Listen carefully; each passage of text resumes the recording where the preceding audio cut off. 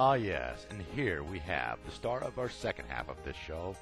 She is indeed a sardine can with wings. Just ask her pilot. And yes, we are all amazed how well those tires work with air in them. You can't help but wonder while Mr. Anderson cleans what he could be thinking. Does he really know how far California is? To my understanding, Bruce asked Sandy if he wouldn't like to fly to California with him. Sandy replied with a smile, "No thanks." Under his breath, he replied, "Do I look stupid?" And here we have Mr. Anderson looking for something he had just had. This happened quite often during the refurbishing process. You have made it through the beginnings of the refurbishing process. Now come with us on a journey across the continental USA. And here we have Mr. Anderson and a man he conned to deliver his luggage to the airport for him. Good job, Bruce. Get her done. Our first leg was completed. This is the departure morning at Columbus, Indiana at 6:30 a.m. Bruce explains how he squeezes himself into this little plane.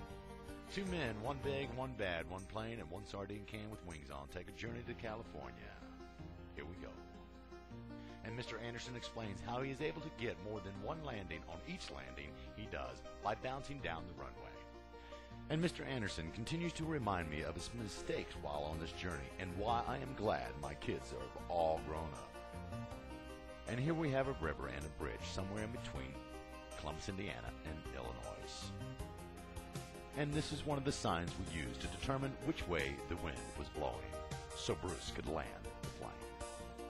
Yes, and Mr. Newman says he is sure glad he does not know how to fly a tail dragger. And all the way there, just like kids in the back seat on a long journey, Mr. Anderson slipped into a childlike state for the remainder of the journey.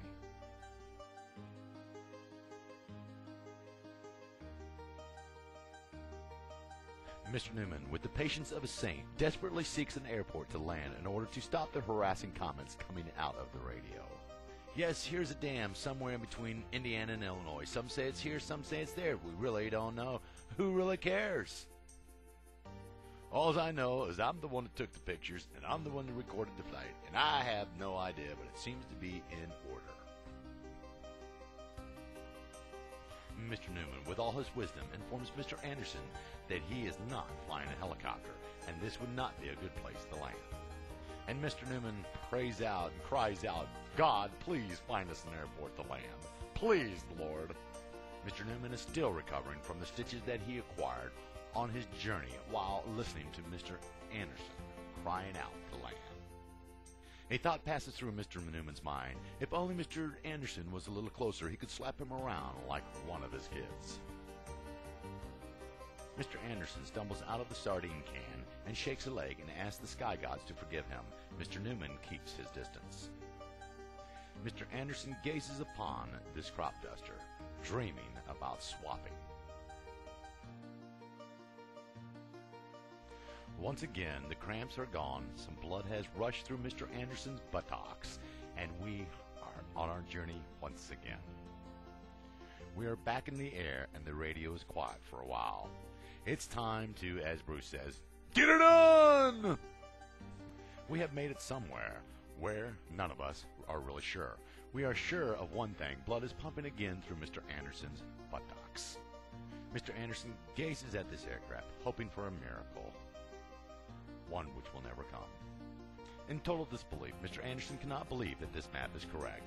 It looks too big, and it looks too long, especially for his buttock. Mr. Anderson has just discovered how much further his legs and buttocks will have to endure, and by the looks of his face, he is not pleased with the information. Mr. Anderson sucks it up and breaks a smile. With tears in his eyes, grief in his voice, he says, "Let's get her done, Brett." Mr. Anderson is still looking for a miracle and prays the wind gods will bless us with a 100-mile-an-hour tailwind. Fat chance of that.